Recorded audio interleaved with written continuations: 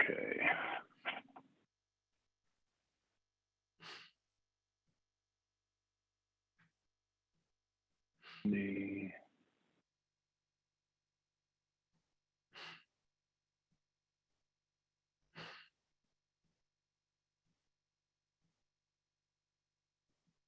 I'm not sure we have a quorum yet. 1, 2, 3, 4.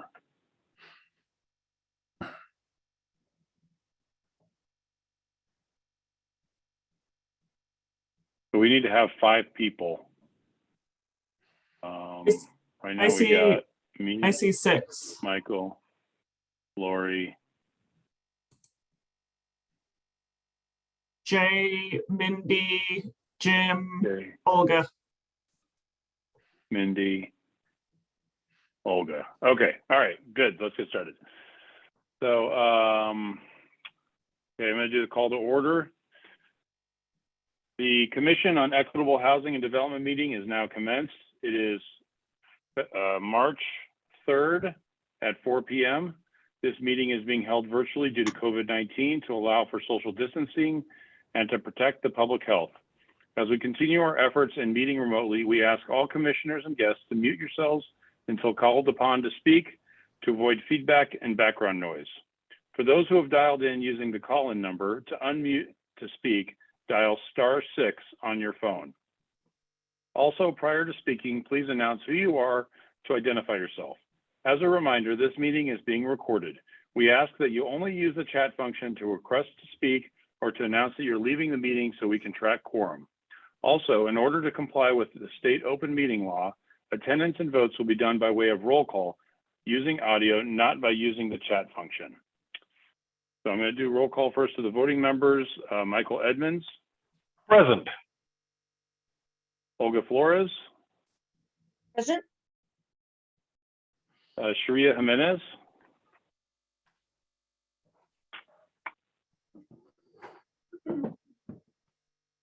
Okay, Jim Toffel, I'm present. Liz Wilshin is absent today. Jay Young. Here. Mindy Bernstein. Present. And Lori Mazurbo. Present. Okay, and then our ex officio members. So Angelina Paz is no longer going to be on the commission. So our ex officio members are Maggie Amato Tejas. Maggie, you here? Wendy Asher. Present. Marianne Bierling.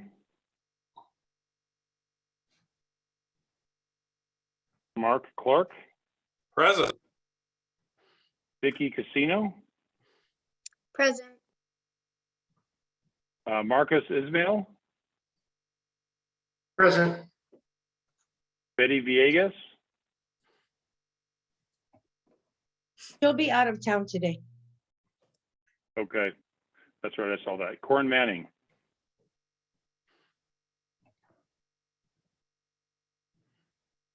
And so Corin is not here yet, and Liz Morales. I'm present.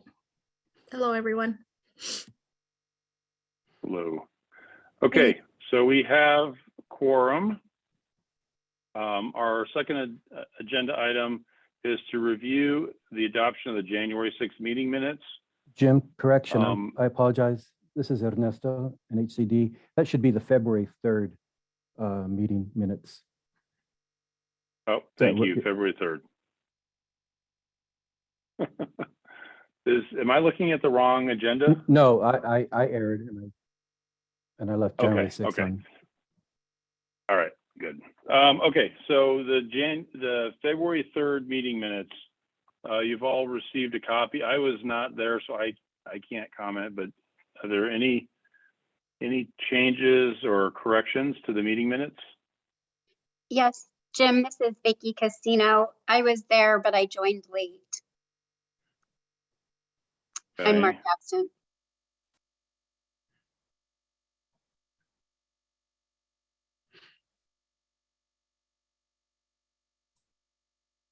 Okay, can can we change the roll call so that Vicky Casino was present? Any other changes?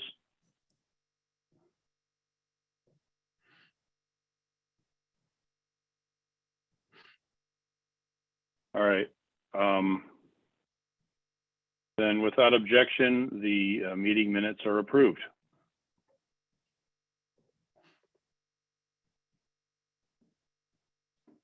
Okay, our third agenda item is the call to audience. This is a time when any member of the public may address the Commission on Equitable Housing and Development. Due to time constraints, the total time allocated for this is 15 minutes. Individuals are allowed 3 minutes each. Due to open meeting laws, Commission members cannot discuss topics that are not on the agenda.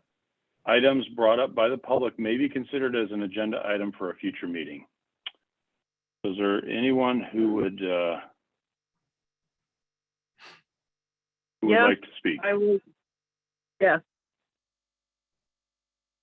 Okay, go ahead and announce yourself. You have the floor. okay. My name is Janet. I'm a longtime resident of Barrio Anita. And I know this isn't on the agenda, but we've seen that there's going to be some houses built in Dunbar, Spring, and Menlo. And the city owns a lot of empty property in my neighborhood. I live next to a huge lot, but it's zoned for industrial. And I was wondering if someone could help us downzone it so that we could build some houses there, affordable housing. And then also there was some talk about building some houses on the old fire station lot. We haven't seen anything about that yet either.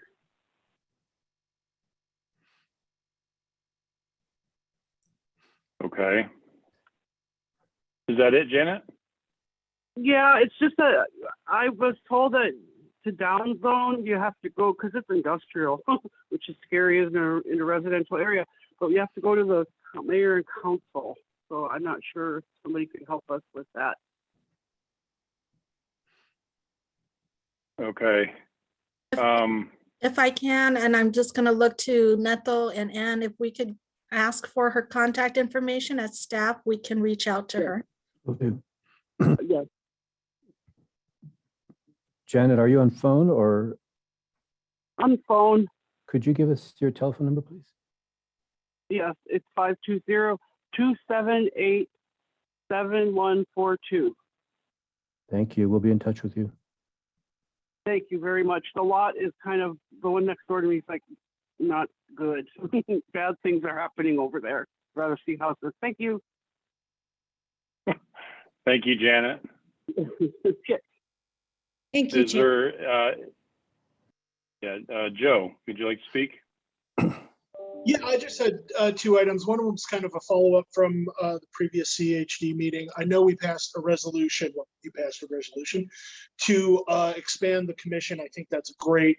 And I know the first precedence was going to be given to shifting ex officio members to voting members. And I think we have some ex officio members who keep showing up and have great input for the commission, and that's terrific. I hope we can also maybe have a couple people who are closer to the grassroots and maybe aren't part of organizations that are already working on these issues. You know, we see Pima Council on Aging, for example. We know that Mark's going to be here at those meetings, and we know Marianne Beerley is going to show up to a bunch of things and has asked about being a voting member. But I hope that we open that up as well and have some space for other members as well.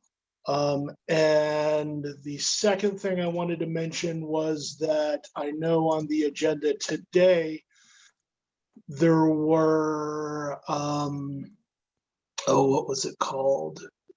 Discussions of action items. I think one of the real vanguards of equity and fighting displacement is tenant protections. And in this commission, the meetings have really talked about one of those, source of income protection. But I hope there's further discussion of some items that really could help tenants and tenant protection later on. So that's all I have to say. Thank you. So, Joe, just to clarify your comment, am I correct in assuming that you would be interested in participating on the commission? I would. Is that what you're asking? I'm not pushing for myself, but I am pushing for, I think, people who understand the issues can show up and haven't maybe been included in as many previous discussions about these issues as they should have been. So it's not saying, hey, I need to be on this commission, but if you want to consider, like, I'm not part of the Tucson Tenants Union, but if you want to consider somebody from the Tenants Union having some input here, I think that would be great. I am part of the Barrio Neighborhood Coalition. Of course, we'd be open to representation here. But like I say, just kind of people who have their pulse on, or their finger on the pulse of the situation of displacement and equity at the grassroots level. Joe, what's your phone number? 520-247-0463. Okay, I'll follow up with you. Thank you. Okay, thank you. Jeff, you have the floor. Yes, hello, folks. Jeff Head with Tucson Association of Realtors. On the general topic of membership, I haven't delved in to understand the roles of membership on the commission, but a number of the things that have just been mentioned, experts in various areas on housing, on tenants, on development, on building, real estate professionals and lending in various areas. I've got a number of experts in those types of areas. So if there's certain projects or expertise we can be a part of, we'd like to, but if there's an opportunity that, given its structure, we can have membership in an activity like this, we'd also love to learn that as well. Again, it's the Tucson Association of Realtors, and I'm Jeff Head here, Vice President of Advocacy, and just simply thankful to learn and help us better connect.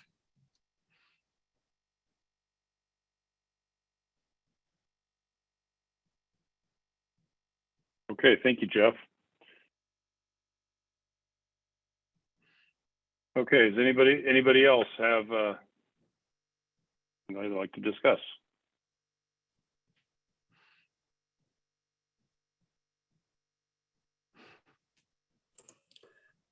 Hi, can you hear me?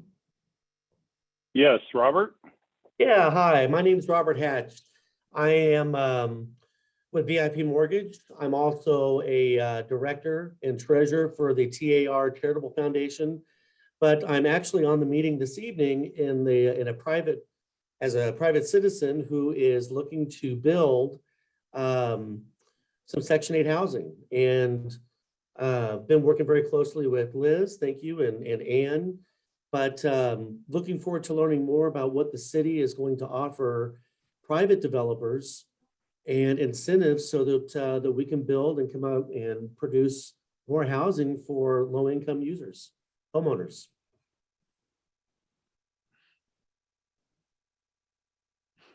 This is the first meeting I've been on. This is the first one I was aware of.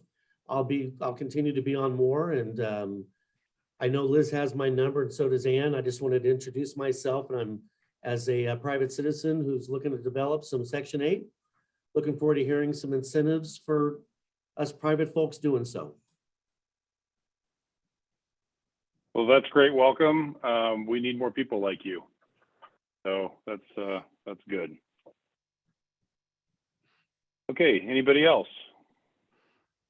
Hi, my name's Jenny James. I'm with Remax Results. I've been in real estate for almost 20 years, and I am vice president on the board for Tucson Association of Realtors.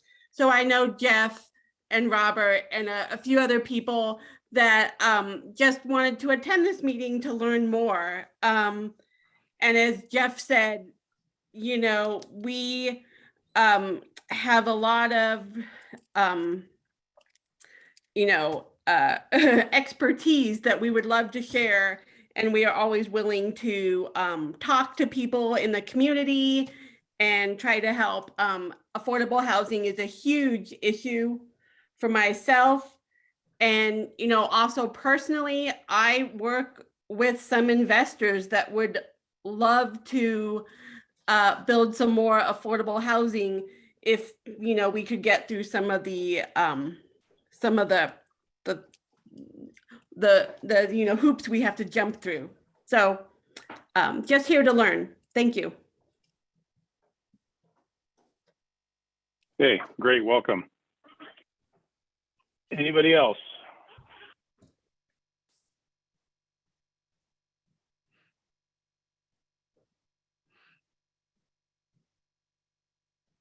Okay, I'm going to move on to agenda item number 4, which is the City of Tucson ETOD, the proposal for the North-South Transit Corridor and Affordable Housing. Ian Sampson's going to be joining us from the Department of Transportation and Mobility to give us an informational presentation. So Ian, take it away. Great, thank you. Hello, everyone. I'm going to share my screen to pull up a PowerPoint here.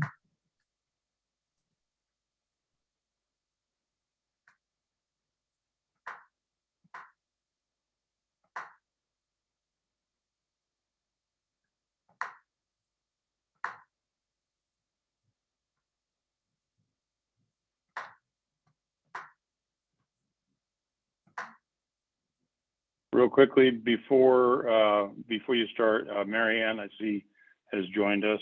So if we could add her as present to the agenda, I would appreciate, or the meeting minutes.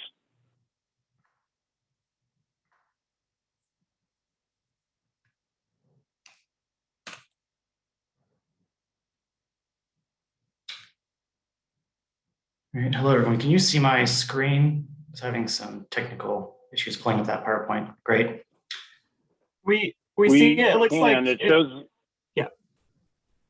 It shows 2 screens actually. Shows 2 screens. That's really weird. Yeah, it's showing presenter view. Looks like it's in presenter, exactly. Yeah. Well, I'll just scroll through. For some reason, it's not showing the regular mode on here. Let me try one more time here. All right, I'm seeing thumbs up. Let me try.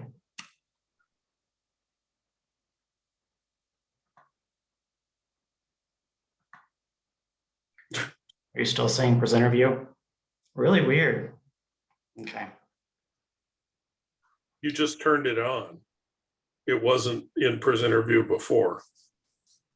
Yeah, I wasn't seeing presenter view, so yeah, I was going to use notes for this presentation because It looks good now.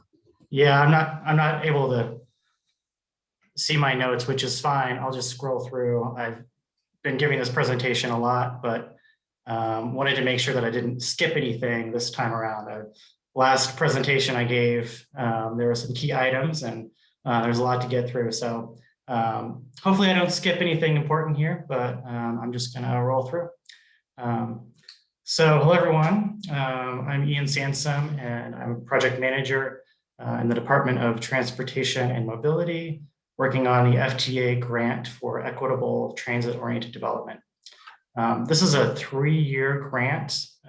Essentially, we're in year 2 of the grant, a 3-year grant to plan for a high-capacity transit along a 15-mile future planned transit corridor connecting the Tucson Airport on the south to downtown and to Tucson Mall on the north. So this is a big project with a lot of moving components. I'm going to give kind of a 15-minute overview of the project, and then I'll take any questions. But if you want to ask questions as I'm going through this, anything that comes up, please feel free to do so. So when we're talking about equitable transit-oriented development, I think it's important. I know this is a very informed group and probably have heard a lot and seen a lot of examples of transit-oriented development. And we certainly have examples here in Tucson. But just so that we're all on the same page, you can see definition here: transit-oriented development, or TOD, includes a mix of commercial, residential, office, and entertainment centered around or located near a transit station. Dense, walkable, mixed-use development near transit attracts people and adds to vibrant, connected communities. Now, we have a definition of transit-oriented development, and you can see kind of what I think is a pretty good example here in Tucson. That's of course the Mercado Annex. This is before some more development has filled in the background. There's a lot more mixed use development now than you can see in this photo. There's a good mix of affordable housing, senior housing, and market rate housing, and a good mix of businesses as well, local businesses. Now, when we talk about equitable transit,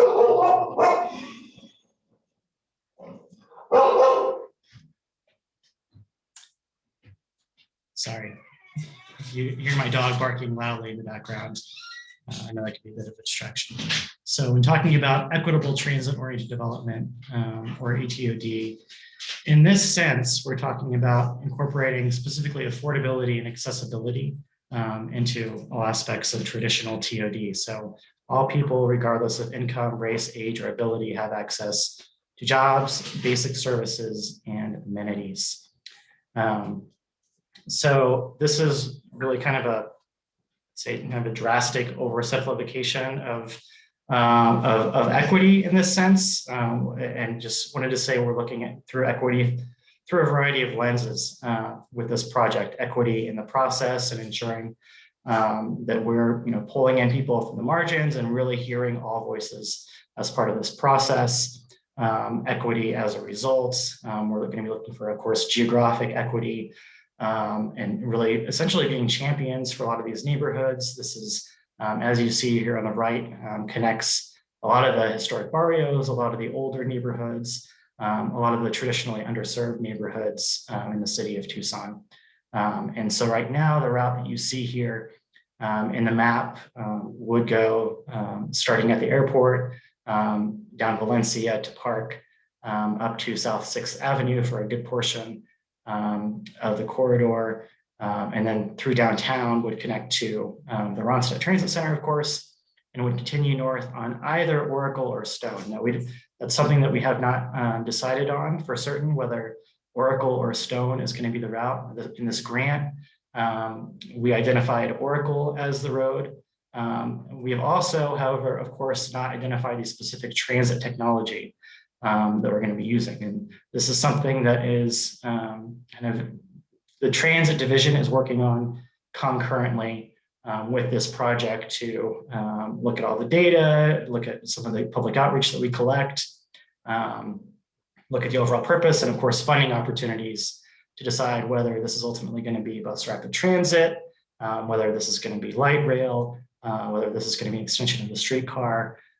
So there's a lot of factors in play here that are still kind of in motion as we undertake this project, which is a primarily land use and housing-based project. So we're hoping to plan the land use, look at opportunities for affordable housing and development, mixed-use development around future transit stations to prepare and ultimately support a higher capacity, more enhanced transit service along these corridors.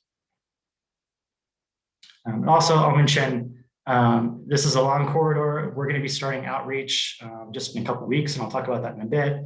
But 15 miles, we're going to split this up into 4 different segments and approach each segment kind of in a unique way. So there is going to be a south side segment, which is incorporates the airport as sort of a sub area and would go from the airport up to the border with the city of South Tucson at I-19.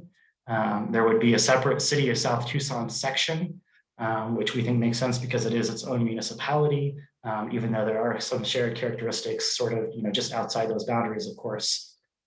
And then a downtown core area, which would be roughly between 25th on the south and First or Speedway on the north. And then a north side segment, which would be north of Speedway up to the Tohono O'odham Transit Center and the Rito River as a northern boundary. And this would also incorporate the Thrive in the 05 sort of sub area, because we know a lot of work is already, sorry, dog going crazy again. Because we know a lot of work has already been done in the Thrive in the 05 area around affordable housing and identifying recommendations. So we're going to be using that as sort of a basis to build off of for a lot of the north side and for portions of the downtown segment as well. So recent transportation and land use planning efforts. I'm not going to go through all of these. This really is just to point out that there has been a lot of work going back almost 20 years on planning for transit-oriented development in Tucson and connecting it to transit. So this is not a new thing, of course. And there's a lot of ongoing work as well. I'll point out the Info Incentive District is going to be up for an update. So we're going to be coordinating with Corin and PDSD on that project for the downtown area specifically, and looking at how we can incorporate ETOD with the Info Incentive District and vice versa. There's also a lot of green stormwater infrastructure programming going on that has real funding that we can use to enhance last mile connectivity to the transit corridor. And of course, there's Move Tucson, which identified this as a priority transportation project. Now, big picture goals. These are goals from the city perspective, and I mentioned we're going to be collecting outreach from the neighborhoods and stakeholders. From our perspective, we want to see vibrant, enhancing the existing neighborhoods to see more vibrant, inclusive neighborhoods. We want to see incremental development that really matches the character of the surrounding neighborhoods. We know that's going to be very important for a lot of our historic neighborhoods. And of course, a mix of multifamily housing types to provide more affordability, looking at kind of the traditional missing middle housing, apartment buildings, duplexes, triplexes, townhomes, and condos, stuff that really has not been built in large scale in Tucson, and we're hoping to fill in some of those gaps. Job creation that employs area residents, and then of course adding amenities, looking at tying in some of the Prop 407 park improvement projects, looking at potentially adding more public spaces, more amenities for residents. Again, that's stuff we hope to gather a lot of feedback on in the coming months. Ultimately, outcomes. This is a little more wonky slide, and you guys, I think, are a little more informed around the affordable housing bit, so I've included this here. We're going to be looking at financial strategies and policies for preserving and adding mixed income housing. We've just completed a market assessment of the full corridor, which identifies vacant properties and land that potentially the city could purchase for future affordable housing or to use as leverage for development, looking at public space and other amenities as well. And ultimately, we're going to be looking at doing zoning updates, sort of similar, kind of following the footsteps of what PDSD has been doing with the Sunshine Mile corridor on Broadway. So talking about where we're going next with this project, we are currently branding a lot of materials, developing a lot of materials for 3 public meetings that we have scheduled for March 18th and 19th. And I wish I could just show the postcard right now. It's kind of in the final stages. So I'll send that out to everybody on this call, and that's ready, I think, tomorrow.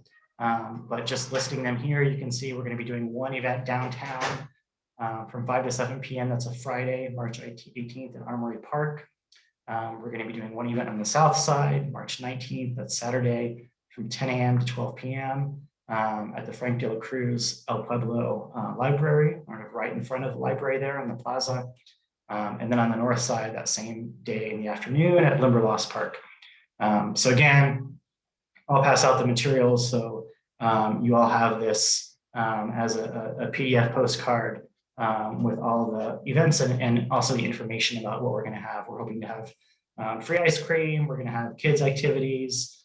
We're going to have, kind of like you see here in the photo, large maps of the corridor to get people's feedback on strengths, weaknesses, that kind of stuff. So we hope you could join us, and we hope you could spread the word. Further community engagement activities. Now, those 3 events are just the start of a large outreach effort we're going to be undergoing this spring. We are going to be utilizing a community ambassador program to work with local residents of many of these neighborhoods, transit users, people with boots on the ground that can, help communicate the project to the neighborhoods and also communicate neighborhood issues and concerns back to us, sort of acting as a liaison. We're going to have a project website, which should be live, I believe, also tomorrow. You can see some of our branding in progress. ETOD, we know, is a very wonky planning term, so we're trying to make it more approachable, looking at calling it Tucson Norte Sur, so Tucson North-South, investing in resilient communities plus transit. That gets at what we're doing a little bit better. We're going to have an online survey on the website within about a week, and we'll be doing print surveys. We're going to be doing 7 focus groups around various topics, including transportation, affordable housing, parks, arts and culture. We're going to hold 6 community dialogues, which are going to be sort of similar to focus groups, but maybe a little bit more in-depth conversation and also not around a specific topic. So hoping to have some very honest conversations about displacement and gentrification, things that we want to avoid with the project, and things that have happened with transit-oriented development in the past. And then 6 pop-up events will be going where people are with outreach materials. That's schools, transit centers, existing events, Ciclovia, those kind of places. So, and really quickly, the timeline, I'm not going to go through all of this. Again, this is a 3-year process. We're at the tail end of number 1 there. We've developed market assessment. We're working on the data collection right now. We're going to share out to the public. We're going to have 2 phases of community engagement. So one through the spring, and then again in the fall, where we come back with what we've heard in the first round. And then we'll be developing all of our recommendations through the course of next year. And again, this may be an overlay, a zoning overlay. This may be an extension of IID, a combination of all of this and policies and programs to protect and expand affordable housing. With that, I will take any questions.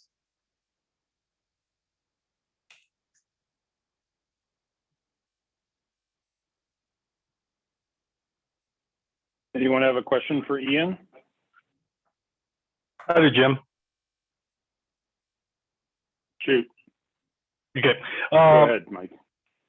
Ian, will we be able to get the entire presentation and not just that one PDF? Yes, absolutely.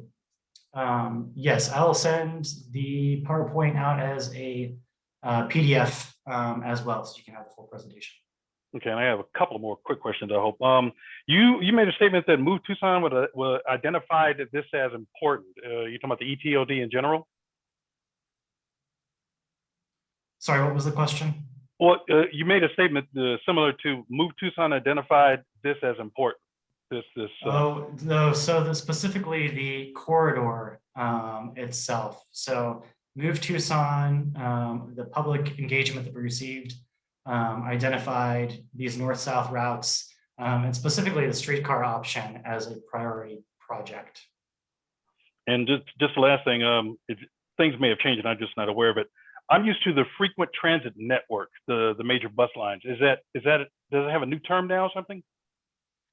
No. The frequent transit network includes bus routes that are, as it sounds, frequently used across the network. So ETOD, what we're referring to here, in this case, the north-south section. So really just limited bus routes that are part of the high frequency network that are going to get expanded and enhanced service through bus rapid transit or streetcar or light rail. We don't know yet. Okay, and this may be a side question, but are they still running on 15-minute increments between 6 a.m. and 6 p.m.? Do you know? Which specific route are you referring to? All of the FTN routes. No, I don't. Well, that's a question for the transit services folks. Yeah. Okay. Yeah. All right, thank you. Okay, Jay. Yeah, so I have a couple of comments leading to a question. First of all, I think that this kind of project is wonderful. I think it's what our community needs to be able to address the density that's needed to address climate change. I think it's a great opportunity to address equity issues. And I guess I'm really wondering if through this project, because it is going to be going through areas that have been historically segregated and oppressed, if there's going to be any way that that history is going to be addressed and brought forward. Because I guess what my concern is, you know, anytime that there's a significant government investment in a project like this, it attracts a lot of development and it pushes people out that have historically not had access to the system, you know, housing, mortgages, that type of thing. So I guess my question really is this project going to dig into that? And is this project going to in any way attempt to address those issues so that the displacement that inevitably comes with this type of project is at the very least mitigated? And if so, what are those steps and measures that would be taken? Excellent question. And I couldn't quite hear the first part. My dog was barking really loudly again. I'm sorry, this time of day is just getting a lot of people at the door. So I hope I address all your questions, and sorry if I don't. Yes, that from what I heard, yeah, that is the entire purpose of this project, is really to address those inequities, to prevent the negative issues that often come with these transit investments. So to prevent displacement, to prevent gentrification. So really, you know, we're looking at, this is a planning study. We're going to be collecting a lot of outreach from communities. So I know we're going to be hearing from them a lot on this issue and hoping to get a lot of their ideas as well for how to prevent some of these potential issues. So the community dialogues, we're going to be, you know, confronting these issues straight on with those talks, and, you know, city employees are not going to be part of those. This is going to be a situation where it's community members facilitated by community members, by community ambassadors. So you know, there is not even that presence in the room. It's really going to be a very community-based conversation. And we hope to get some really honest dialogue out of that. And we know there's, you know, a lot of lingering distrust in a lot of communities. And so, yes, we hope to address that head on. We hope to reach a lot of those folks through our process. And then our whole purpose of this is really to identify the policies to make sure that people can stay in their homes. People who want to stay in their neighborhoods can stay in their neighborhoods as we develop some of these spaces. Yeah, that's great. And just a quick follow-up. I mean, I think one of the things I really want to see in something like this is that, you know, there is actual money that is able to, you know, help people stay in their homes. And you know, the conversations are great. They're very much needed. But at the end of the day, it's about much more than that, as I'm sure you know. So I appreciate the focus on that. And certainly we as a commission will be tuned into that. So thank you very much for the presentation. Yeah, and Jay, I'll mention, you know, I'm going to be coming back around for feedback again from this group. I don't know exactly what the timeline is on that specifically, but, you know, probably after this first round of outreach. So hoping to come back in summer, early fall, provide an update and get more input on how we're doing at that point.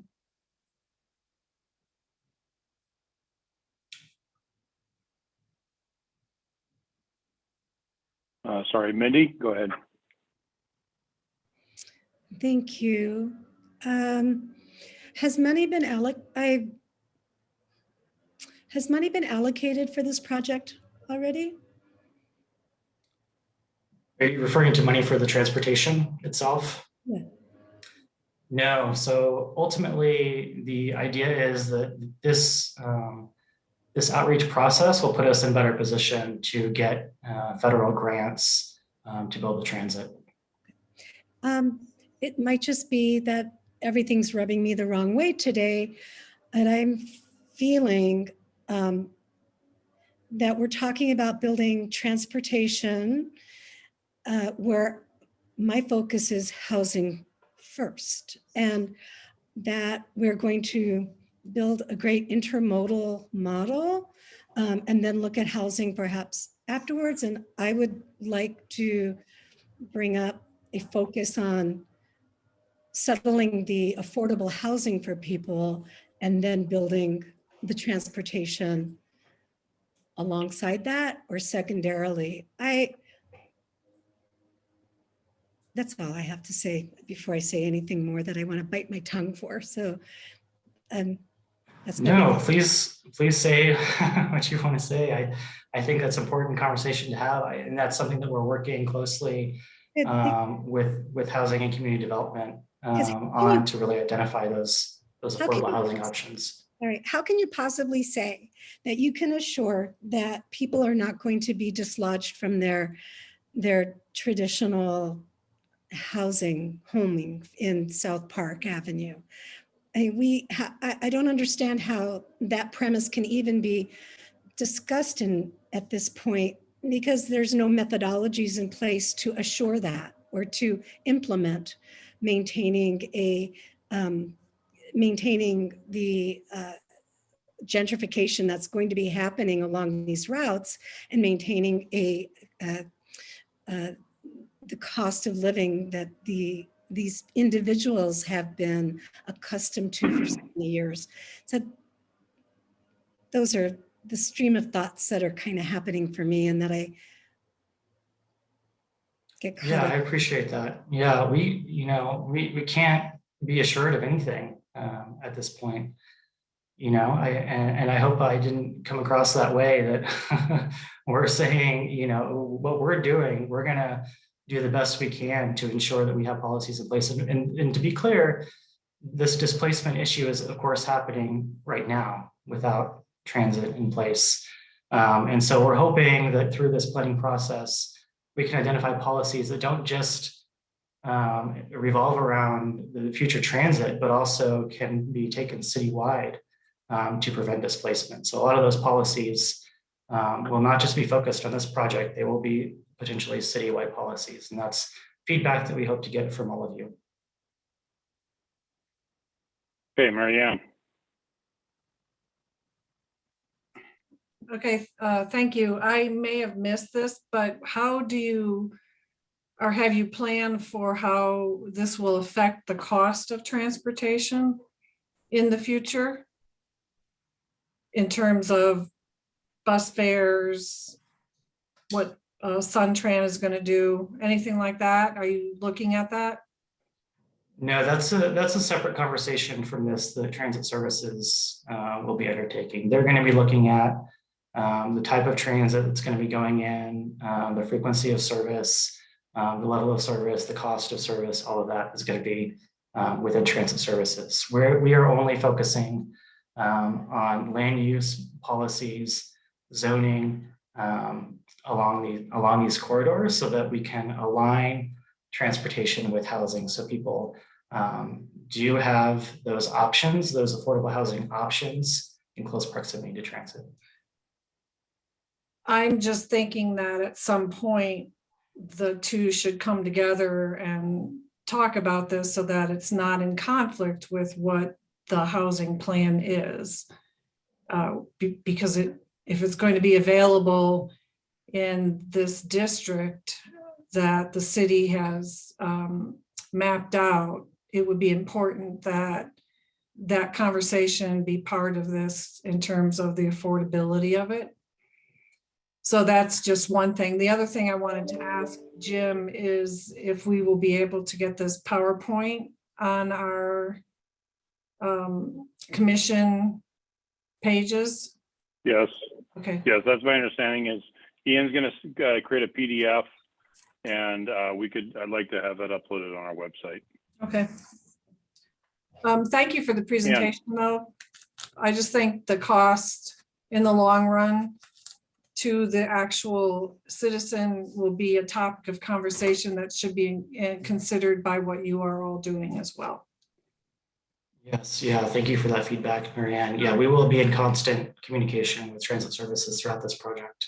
Okay, great, thanks. Anne? Yeah, thanks, Jim. I just wanted, Ian mentioned a couple times working with HCD in terms of thinking about how the equitable TOD corridor aligns with housing and just wanted to jump in and say, I really appreciate how closely he has been working with us on that. And to me, I feel like all of these issues related to housing and poverty and equity and climate change, these are all super integrated, that to me, thinking about the housing and being intentional from the beginning is super important. And so just wanted to give you all assurance that, as Ian mentioned, we are looking at actively trying to acquire properties if they look like they're gonna fit those interrelated goals, and really trying to be proactive on the affordable housing piece on the onset. So just wanted to back up what Ian was saying from the HCD side. Yeah, and if I could add to that, when I was looking at the map of the route, I mean, I can think of 8 or 9 affordable housing projects that are within a half a mile of that route. And so, you know, from that perspective, I think it would be well used, and I am in complete support of what you're doing. So keep up the good work, and thank you very much. Any final comments before we move to the next agenda item? We are running a little bit over right now. Okay, Ian, thank you. Appreciate it, bud. So next agenda item is discussion on our proposed bylaws. And Anne, I think you're presenting this. Sure, and I can make this pretty quick, Jim. So I believe Ernesto sent out the draft bylaws that we talked about last time. And so I wanted to give a quick update and then give the commission space if you have any thoughts, concerns, edits, feedback on it. And what my proposal would be that I work with Jim and, well, Ernesto and I work with Jim and Mike as the chair and vice chair, and also the subcommittee chairs on wrapping it up after today's meeting. But just a couple updates based on the discussion last time. And Liz, feel free to jump in here. Liz has been talking with members of mayor and council on the request to add the ex officio seats.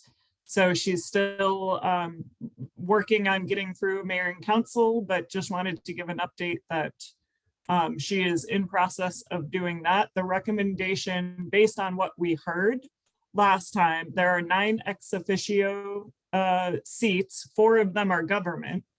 So the government seats can't be voting members, but we're proposing the other 5, as you indicated, mayor and council consider turning those into voting members. And I put in the draft bylaws in bold which those 5 seats are. And then there's a few other comments I made for consideration, but really just wanted to give the commissioners a chance to make comments on the draft bylaws.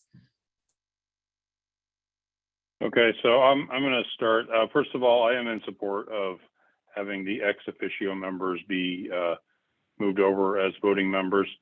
Just a kind of a technicality. Are all 5 people who are up, do they all live in the city limits? Because that is a requirement. Is there any that live outside the city limits? Betty Villegas does not. She lives in the county. Okay. She doesn't have time to be on the commission. Anyway, she stated.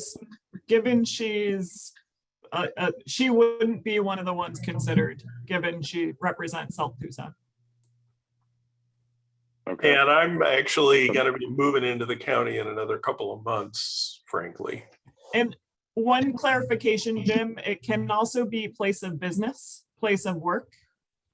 So I think in the case of commissioners who their organization is inside, I think we can check on that, but I think that's actually okay. Never mind. Okay. You don't get out that easy, Mark. But good point, Jim. If they work, if their place of business organization is outside the city and they live outside the city, that could be an issue.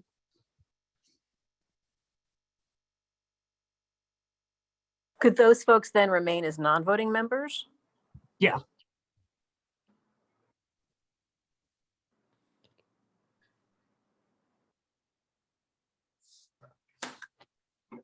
And just to clarify, so we have 2 open seats currently. So I guess is our thought now that that the addition of these 5 members, it's really going to be an additional 3 members to the commission will fill the 2 vacant seats? No. So we're going to add 5 members, and then we still have the 2 vacant seats to fill, correct? That's what I heard at the last meeting in terms of the interest. Okay. Okay.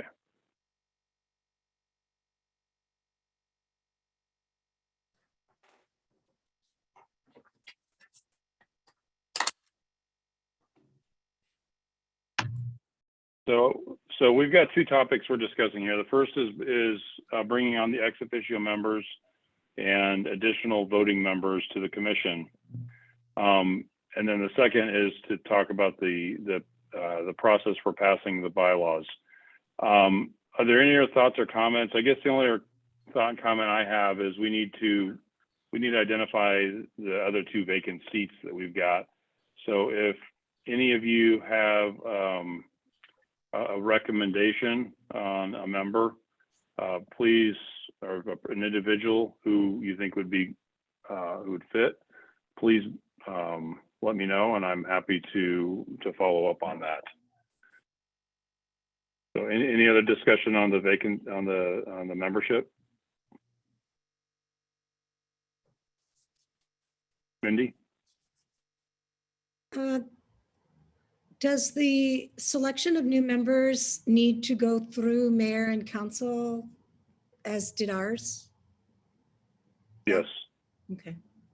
Yes. So it's a little bit of a process. So Joe, get your application in. Can the application be sent back out to the community? It can. Or people who are interested on this forum, Joe, be able to send in, like request a link for the application?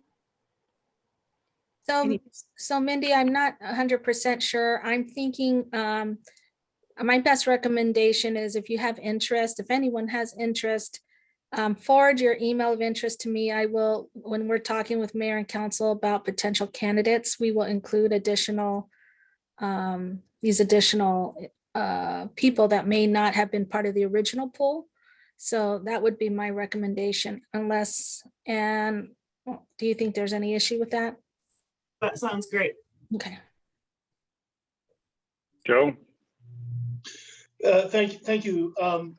Yeah, Liz, I think you've got a good idea there. I think at the beginning of this commission, a lot of people were really deterred from applying because when there was kind of a call for who was going to be on the CEHD, initially it was, hey, what's kind of your resume for having worked in housing? And there are lots of people at the grassroots level, whether you're talking about people from Casa Maria or the tenants union, that strictly speaking don't work in housing, even though they research and follow these issues. So I think expansion of the membership is a terrific opportunity to broaden the viewpoints that come to the table here.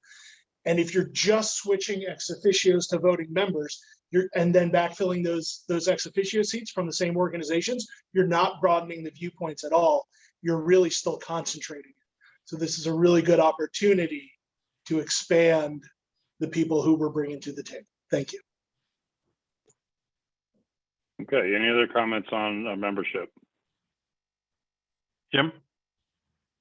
Yep. I just want to make sure I'm getting my count right, and this is to you and maybe even Ann and Liz, because somehow I got lost in this. What are we considering in regards to the total amount of members, of voting members, total amount?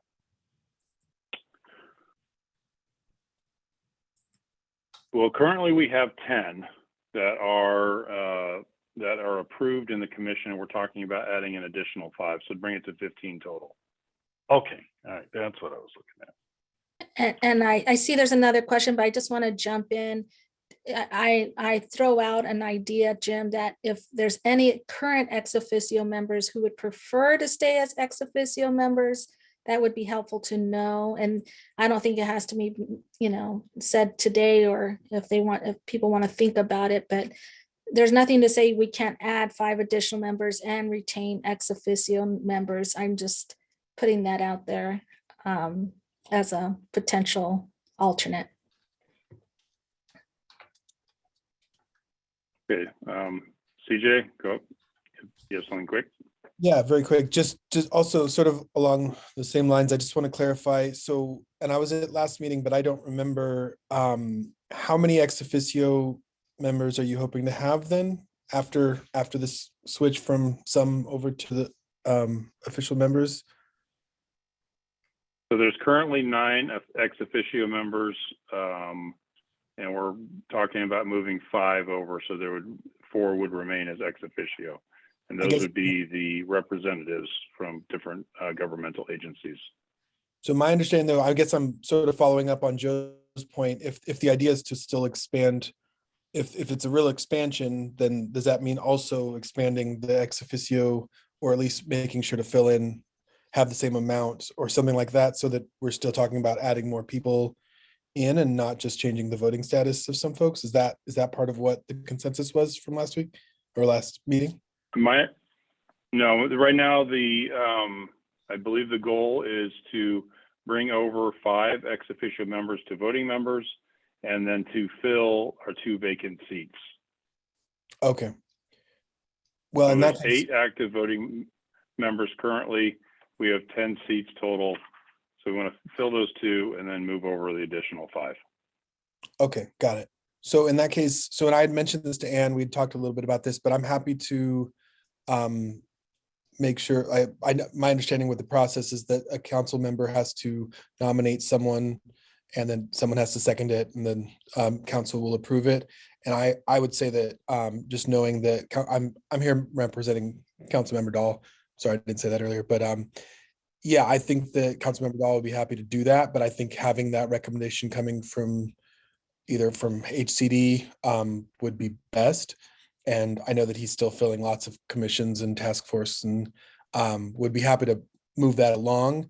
But I think having that recommendation would be great. So just if you guys want to let me know who you come up with, if we're just, because my understanding too is of those 2 vacancies, one of them needs to be a youth representative, and that's something that Liz is working on already. Is that right? Yes, that is correct. And so you're really looking for council to recommend one vacancy fill. And, Well, right. the youth representative also needs to be voted in by council. So just so you know, Jim, it is designated as the director's appointment, and then they get sworn in and adopted. So it is one of my appointments. Oh, okay. Thank you for that clarification. Okay, good to know. Yeah, so then, yeah, I would just say if Liz or Ann, if somebody, if you want to let me know if you have somebody and you say this is who we're recommending, and you just need a council member to actually, bring it up in a meeting and have it seconded, I'm happy to move that along. Just let me know. And Jim, you weren't wrong in the sense that mayor and council still has to approve it. But it is instead of it being selected from mayor and council, it's a direct. So you weren't wrong in the sense of it still goes through mayor and council for final approval. Okay.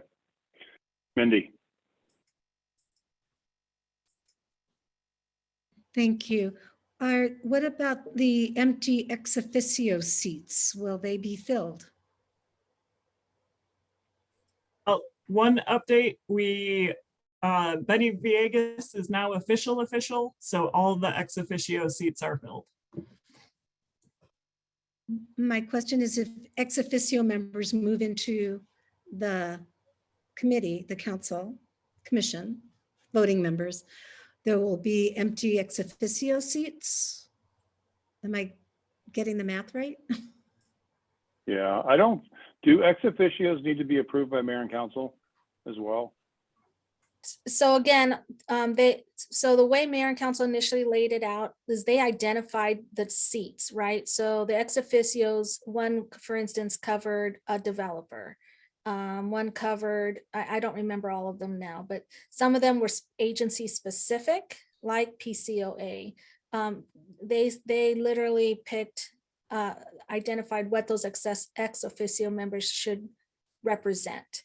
So if we're, for instance, taking those members and it's opening it up, for instance, I could see still filling an ex officio member for a developer representative as an example.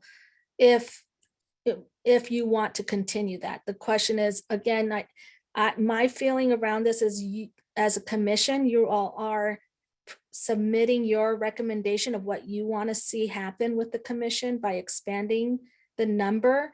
And the question is, are you wanting to expand the number and retain ex officio members, or do you want to expand the voting members and do away with ex officio? That is going to be your recommendation. The mayor and council can decide what they want to do based on your recommendations. My thought on this was that we, once we do have all of the seats filled, if there are additional people who want to participate on the commission, that the path we bring them on is through an ex officio path, and they can participate in that capacity until voting members drop off. That would be a path to bring people on in the future, is what I was thinking. But I think we do have, we have some flexibility there. Mary Ann? Yeah, I just want to say that Paul Durham and Steve Kozachek recommended me for the commission. So if ex officios need to be vetted, that already happened. Okay. All right, any other comments or questions on membership? Okay, so moving back to the bylaws. And do we need a motion on the process or just general consensus? What do you think? I think either or. I don't think we need, you'll eventually need a motion approving the final ones. But at this point, I think as long as nobody objects to the process, it's probably fine. Okay, are there any objections to Ann working with Mike and I to develop the draft bylaws to then present to the rest of the commission? I would just also add, if anyone does have any comments, feedback, thoughts, also don't hesitate to send them. Don't hesitate to share them directly. Okay, good, thank you. Okay, so next agenda item is the subcommittee updates. And before we jump into this, I know there was a lot of discussion last meeting, which I missed, about being more action oriented and really start to work towards meeting our goals, both our short-term and our long-term goals. And so one of the things that we did on the Affordable Housing Subcommittee was we reviewed our goals. And I think, I think that's going to probably be a standing agenda item in order to keep that subcommittee focused. And my thought is that the bulk of the work should be occurring at the subcommittee level and then presented back to the commission for approval and thoughts. Is that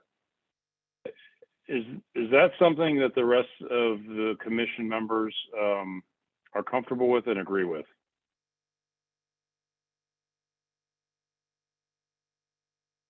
Okay, well, I would encourage each of you then in the subcommittees to maybe start by, I'm assuming everybody has our mission statement and our goals.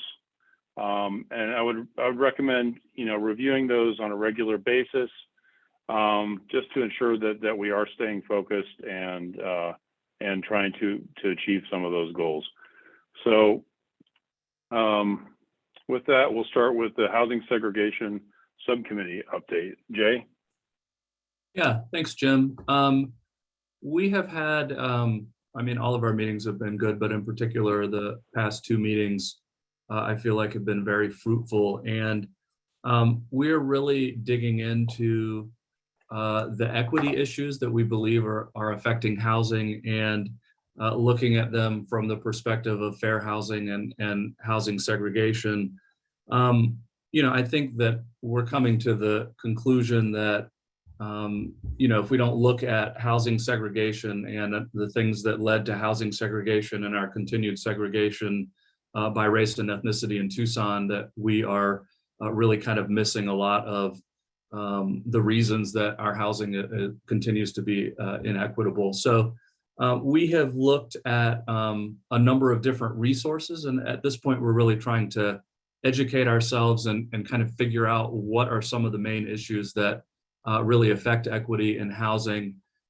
We are looking at lending discrimination, both historic lending discrimination and continued present day lending discrimination. We're looking at appraisal bias, which has been in the news a little bit over the past couple of years, and how that's affecting equity. Steering by real estate agents. There have been some great investigations and reporting about continued steering, though not in Tucson, in other places. Section 8, where people are able to use Section 8 vouchers, again, going back to our discussion of source of income, and just generally speaking, the history of housing and housing segregation in Arizona and Tucson. And I think where we've gotten to is, as we understand these issues a little bit more and as we talk about them, we realize that we don't understand how they really affect housing equity in Tucson. So, we know that lending discrimination is still going on throughout the country, but we don't exactly know how that's happening in Tucson.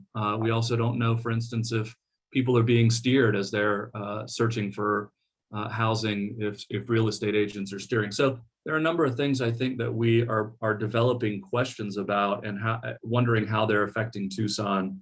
As we're looking at these issues and trying to figure out how they are affecting Tucson, I think we're coming to the place where we want to know more, and we're trying to figure out how we can get that information and whether it's something that potentially we bring to the larger commission and maybe ask HCD or ask another department, or how exactly can we get some of this information so we better understand the issues affecting equity in Tucson.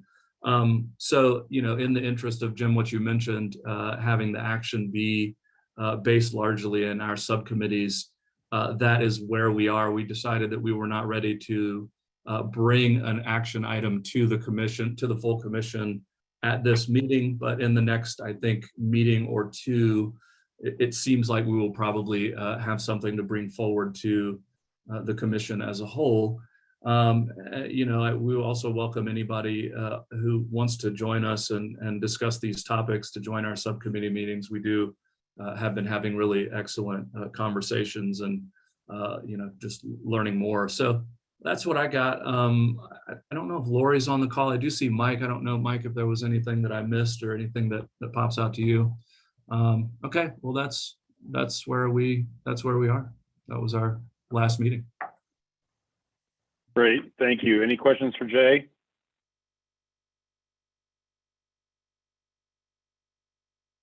Okay, housing first. Liz Morales, are you giving that update? Or is that Liz Wilson? Well, I will be super brief because we have not met because of the issue of quorum, and that's been a challenge. I will share a general update in the sense of one of the things that came out of the initial conversations we had with our committee around committing to at least one PSH project per year and 50 project-based vouchers for supportive housing. Looks like we will be able to meet that this year. We just did a competition for HCD with our home American Rescue dollars, And so we are close to announcing projects that will meet that criteria and be able to also issue some project-based vouchers for that support as well. So I appreciate that committee, even though we haven't been able to continue meeting yet, but my hope is that we will resume with adequate number of people, but know that the initial work that we did as a committee is producing good results. Okay, any questions for Liz?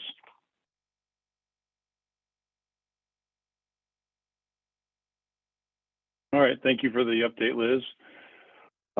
Since Sharia is not here, I will, I guess, give the update on the Affordable Housing Subcommittee. We had a pretty packed agenda. We reviewed some proposed zoning changes in terms of EV charging stations, EV readiness, parking waivers for affordable housing. And I think that it was a good discussion, and it was very informative. We talked a little bit about the impact fees and concerns with the level of impact fees for new affordable housing projects. The core of the issue is that the development services recently went through and revised the impact fee schedule for basically every different type of building. So an industrial building has a different impact fee schedule than a retail building, than an office building, than a residential building. And the net of the change was that multifamily impact fees went up on average about $1,000 to $1,500 a unit, depending on the number of bedrooms, and single family actually came down. So one of the things we've discussed is can we get an impact fee waiver of affordable housing? And I think we're going to be talking about that now. Are we talking about that now? And are we talking about that in a little bit? Jim, we can do either. We were going to do it during the HCD update, but up to you. Okay. No, that's fine. Let's do it then. So the next thing we talked about was the HAST plan, the Housing Affordability Strategy Plan for Tucson. So the home ARP application went out. That is basically a NOFA, a Notice of Funding Availability, for developers who want to do affordable housing. The city is offering two $500,000 grants, home fund grants, along with housing vouchers, project-based vouchers. So the thought is that we want to give those to projects prior to the low-income housing tax credit application, which is due in April. So that application is underway. And then we talked about the goals, and we gave each person in the subcommittee a homework assignment.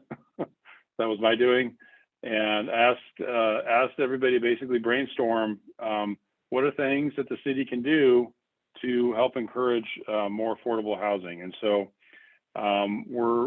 my hope is that everybody's going to come back to the next meeting with basically a brainstorm list of these are things that they can do. Some of them may have a cost attached, others may not. We talked about doing that for both residential for sale as well as multifamily.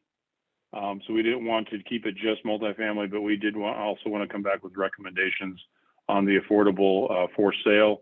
I followed up with Gary from the SALT, from the Land Trust, Southern Arizona Land Trust, and he's going to be helping us with recommendations on the for sale side. So I feel like that went pretty well, and it's going to, I think, similar to Jay's update, it's gonna take a couple of meetings before we have something ready to get back to this group. So I think that's the update on the affordable housing. Any questions? Did I miss anything? Yeah, Joe? There was one thing I noted in that meeting. As we were talking about individual parking plans, IPPs for affordable housing, we just didn't generally have much data around whether there was differential parking need between affordable housing and other like market rate housing. So if anybody has that kind of data, I think that input was welcomed, I think by PDSD. So just wanted to bring that to the larger group. Okay, thank you. Any other thoughts or questions?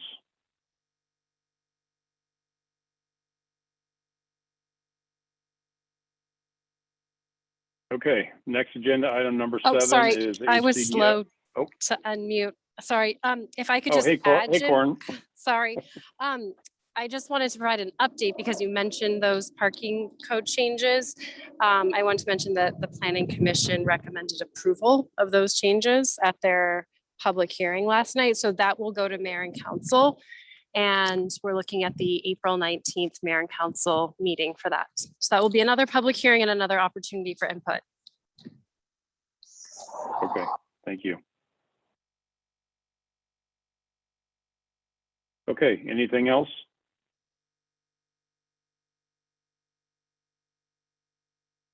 Okay, next agenda item is number 7, Housing Commission updates, and I'm going to turn it over to Liz and Ann.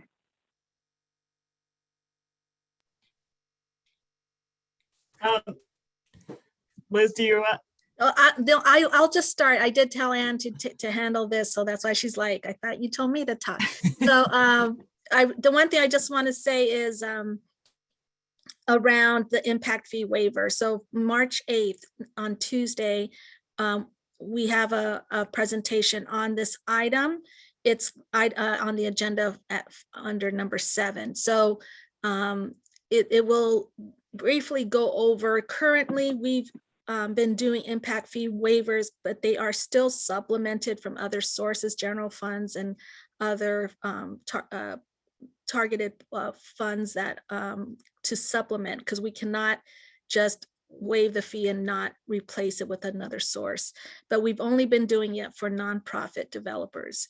The expansion that is being proposed, and it came out of the work that we did on the HAST plan, the Housing Affordability Strategy for Tucson plan, was to expand it because we do have a number of for-profit affordable housing developers in that realm.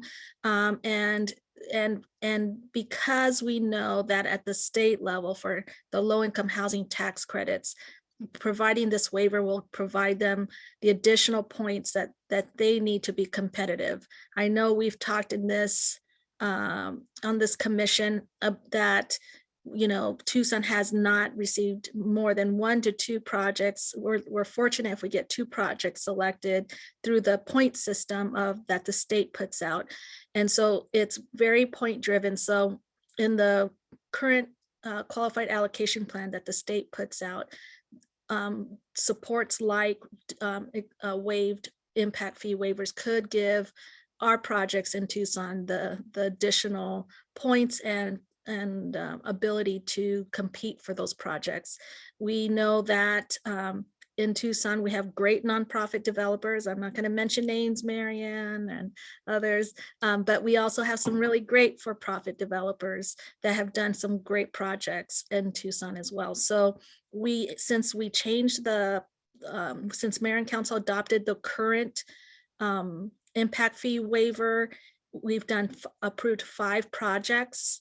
That's not a lot since 2019. And they average about $58,000 in waived impact fees. And there is a formula. They don't get 100%. We look at how much is public funds versus private financing. So that is intended to try to stretch the dollars because we do have a limited budget. But what we're asking Mayor and Council is to allow for-profit developers who meet the affordability terms, which is serving 80% of AMI or lower for at least 15 years. And if they meet those qualifications, they could, developers could also meet the criteria for the impact fee waiver. So this is, I think, much needed for us to, as a good tool to incentivize development of affordable housing, and would really like, if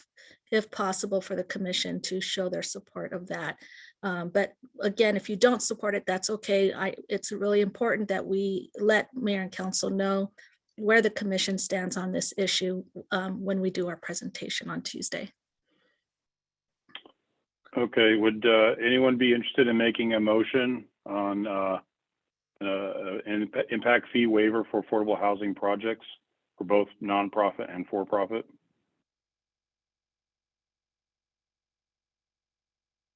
Jim? Yeah. Oh, okay. I put my hand up and I hope I got I had to type this out because I hope I got my language right on this, because I was trying to make sure I could do this right. So I move the commission supports an impact fee waiver for all affordable housing projects within the city, which target our population at 80% or less of the AMI, including both for-profit and nonprofit development entities. Okay, there's a motion. Is there a second? I second. Okay, we have a motion and a second. So I'd like to open this for discussion. And if it's okay, I'm going to start. So I will say that the environment right now for developing new affordable housing is extremely difficult. I mean, everybody hears about what's happening right now with inflation. The reality is it's hitting construction very, very hard. And we've seen roughly 25% inflation in the construction industry over the last year. And there's a lot of reasons behind that, which I won't go into all the details, but it creates a lot of pressure on these affordable housing projects because the budgets are set very early, before plans are done, before a lot of things are known. And every single affordable housing project that we've been working on this last year is in trouble. We've had 3 projects now where tax credits have been returned to the state.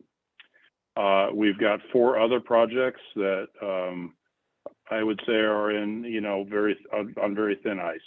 And, we're talking about a significant number of new affordable apartments. So little things like this make a huge difference. And I think Tucson has additional challenges as well. I'll just say that I've been getting feedback from developers that it is more difficult to make projects work in Tucson than it is in Phoenix, because our costs to build are higher and our rents are lower. So the rents are basically set by HUD, and it's a 2-year lagging indicator. So the 2022 rents are going to be coming out here in about the next 2 to 3 months. There are indications from Novogradacs that HUD rents in Tucson are going to stay flat or maybe go down a little bit in 2022, whereas in Phoenix they're going to go up. So it's a reflection of what happened in 2020 through the pandemic. Rents in Phoenix, though, are projected to be going up by 15%. So all of these things are going to create challenges. The state is in the position right now where they are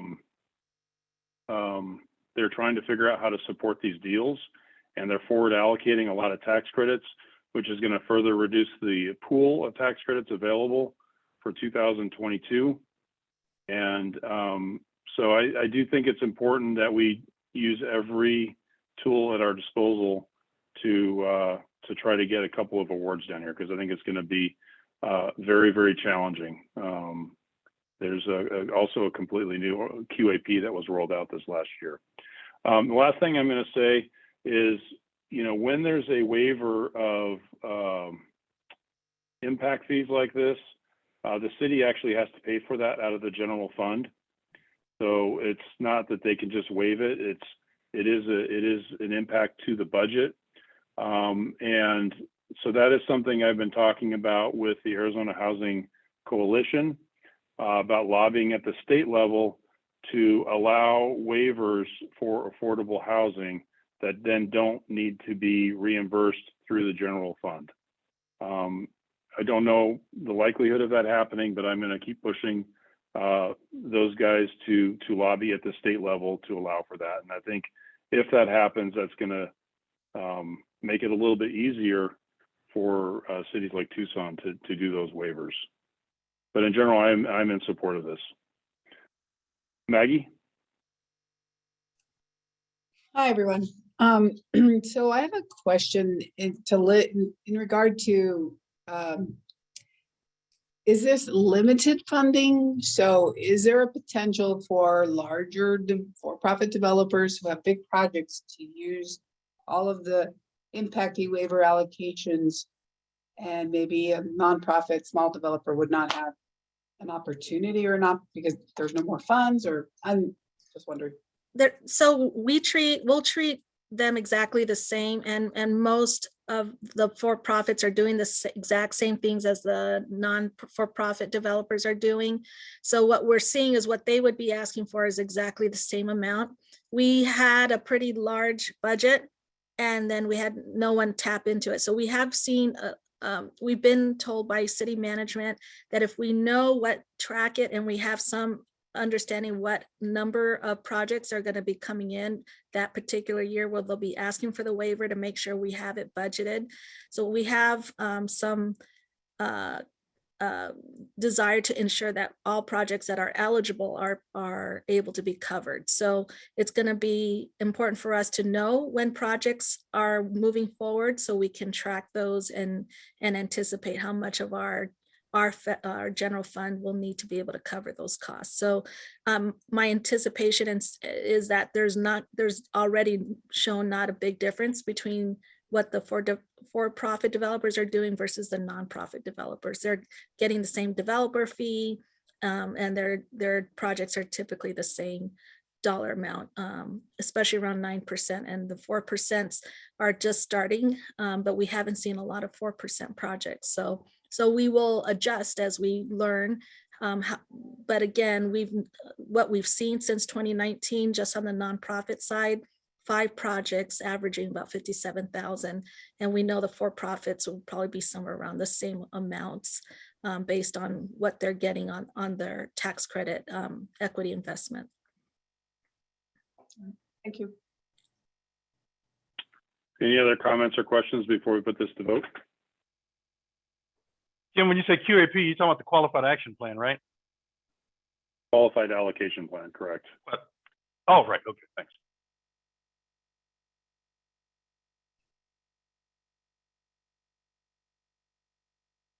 Okay, so just to reiterate the motion is that the Commission on Equitable Housing Development supports an impact fee waiver for all affordable housing projects within Tucson that target our population at 80% AMI or less.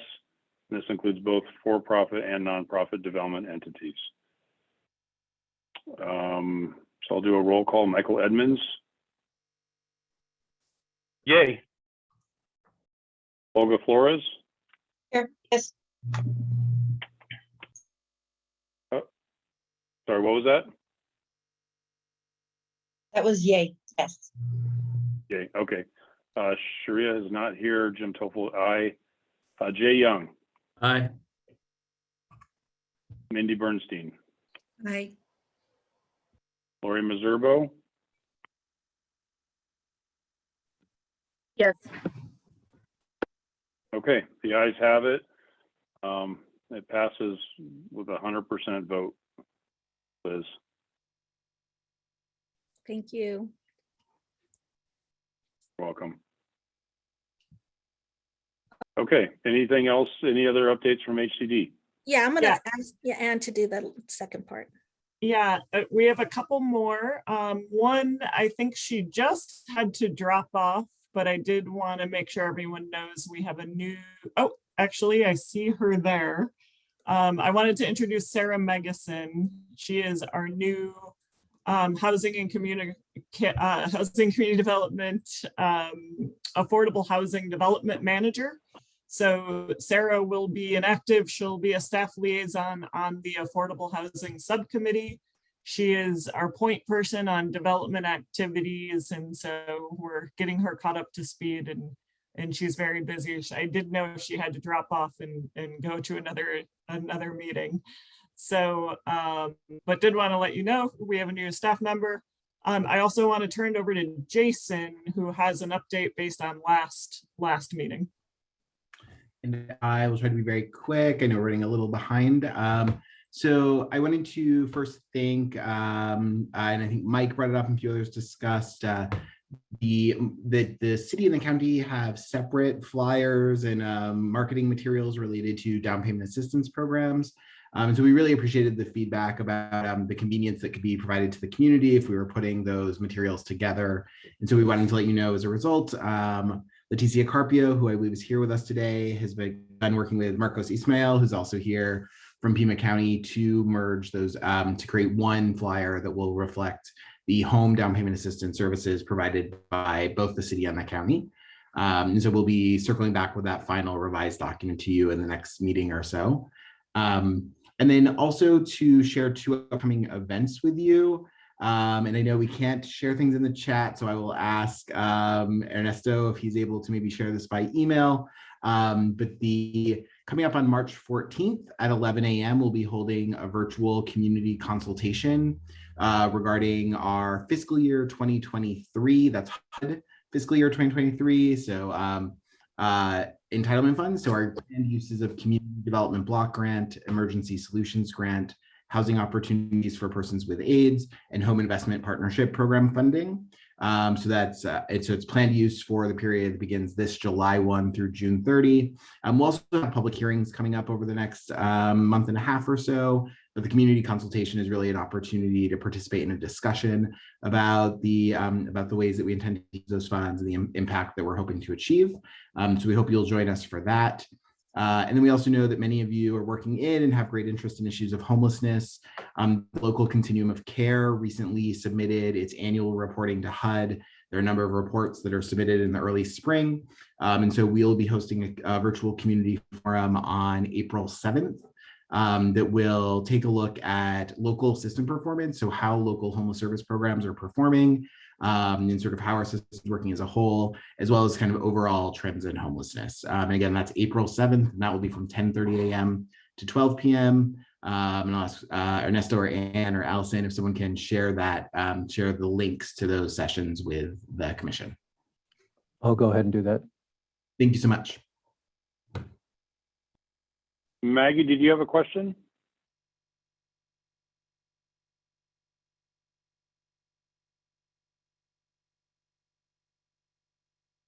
Okay, I'm gonna assume that's a holdover. Jim, I had one more update. Okay.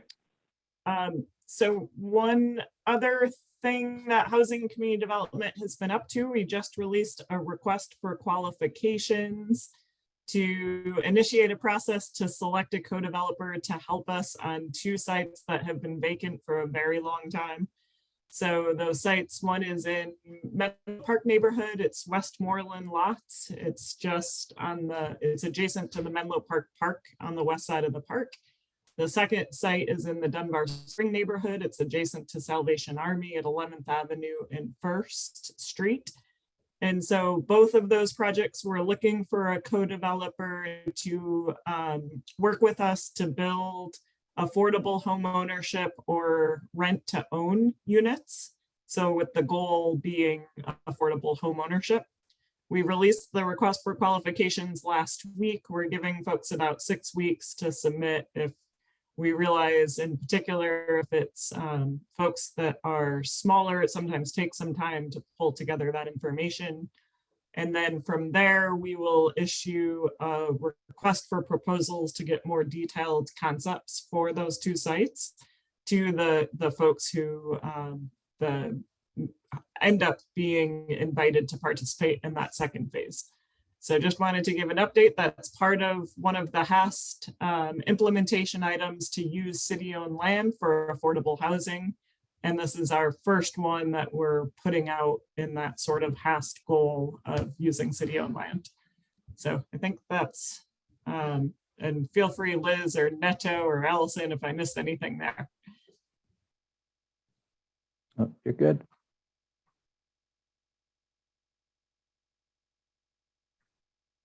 Okay, any questions for Liz or Ann?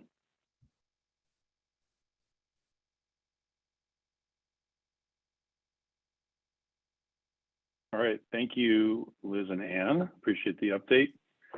Okay, agenda item number 8, next steps. Our next meeting is going to be on April 7th. I encourage all the subcommittees to meet before then. And I'd like to just open up and ask if anyone has suggestions of agenda items for our next meeting.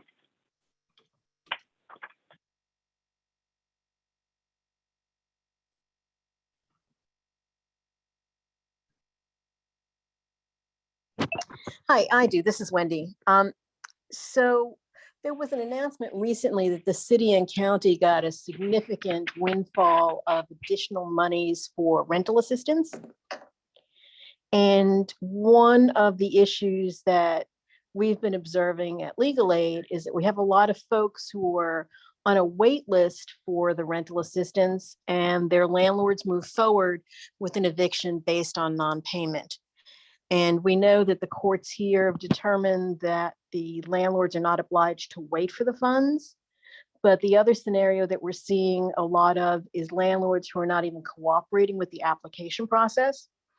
And the federal law allows the funds to be paid to the tenant to pay to the landlord, rather than the landlord being obliged to participate and receive payments from a third party, which our statutes don't force them to do. So I don't know if this is the right forum to make that recommendation, but somebody needs to look at changing the procedures that are in place so that the payments can be made to tenants to pay to their landlords.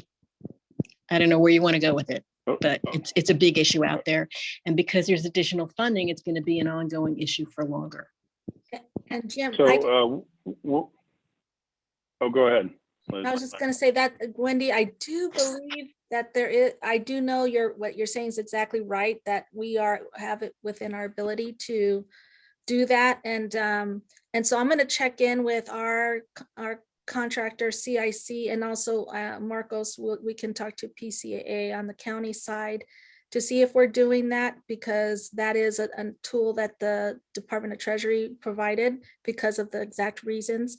I will say 22 million between the city and the county sounds like a windfall, but the truth is the 11 million we have on the city side is going to be on track to being fully expended by end of March, early April. So those funds are going very quickly. So I just wanted to say that as we're going to continue, we hope to get another 13 million was kind of what we were hearing, but we haven't gotten confirmation of. But we still have a lot of families that need those funds. We have a considerable number of applications still. Yeah, and the application process is taking a really long time. We've had recent folks who came in and said that they applied for rental assistance in November and were very recently assigned a case manager or told they wouldn't get a case manager till April, and the landlords aren't willing to wait. Yeah. So moving the process faster would be helpful as well. I will tell you, the process moves very fast for those who are on the priority.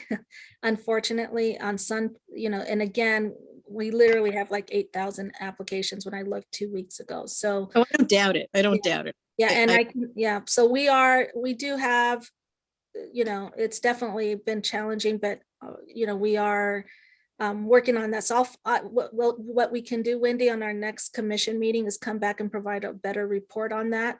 And maybe so that way we all are aware of how that's working. And again, there is, even though we have one portal, we do have CIC working on city applications, and Pima County works on the on the county side on those applications, but we're working through one portal. So we have this kind of great kind of, coordination, but yet it's still getting the case management to the applicants is a challenge. So Yeah, we'll come back. I'll find out and look into that. An update then that you've been served with an FED. So Yeah. we know that there is a way for people to get things prioritized, but when everybody's a priority, nobody's a priority. Yeah, but I'll follow up with you, Wendy, on that on outside of the meeting. Thank you. Just appreciate it. Sorry for taking so much time. You're good. Thank you. Marianne, I saw you had your hand up. You're good. Okay. Ernesto? Hi, thank you, Jim. I just sent out to most of you an invitation to the session that Jason mentioned earlier. If I missed some of you, please email me. I'll put my email in the chat, but my email is ernesto.portillo@tucsonaz.gov, so that I can get you the invitation to the session, which is Monday, March 14th. Thank you. Okay, thank you. Okay, any other agenda items considered for our next meeting before we adjourn? If I may, Jim, for our next meeting, we'll probably want to talk about the PHA plan. Every year, like the annual action plan that Jason was talking about, we had to do it on the housing authority side. We also have a public meeting March 30th for public input on the PHA plan. So if we'll share that information as well. It really is, again, geared around Section 8 housing, Section 8 housing choice voucher program and public housing. And we provide a report to HUD on our progress on the 5-year plan, also any new activities that we plan for the next year. And then it also will be around our capital improvement program or for public housing on what our 5-year action plan is on that. So I will be sure we provide a brief report at the next meeting so that this commission is aware and can provide any additional comments. But we will be going to Mayor and Council April 4th for their approval of the PHA plan so we can meet the April 15th deadline. Okay, Cindy? Thank you. I recall, and if you can provide direction on how I can find out about the city land that is available or not in use. I think that's a curiosity that I have about Housing First programs that would look more like a tiny home village. A proven methodology in other states that I forgot the woman who had talked about the Barrio Anita, that they have a large city owned property that's zoned for business. And I would like to see that become affordable housing property for projects moving forward. So Liz, can you work any magic and change the zoning on that? Mindy, I do know that we're working on a GIS project around city-owned properties. And the particular one in Barrio Anita, there's a little bit more on that issue, but we're working on that piece. But in general, around city-owned parcels and what our plans are with those, we're definitely working on that. It's just a pretty big project, along with some other things that it's hoping to do. But we should have something soon to share. Thank you. Okay, any final items? Okay, it is 5:44. Thank you, everyone. I think this was a good meeting. We're adjourned. Bear down and beat Stanford. I'd rather beat Russia first. So I'm rooting for you, Jim. I'm rooting for you. Yeah. Bye, everyone. Bye, everyone. Okay, thank you. Night.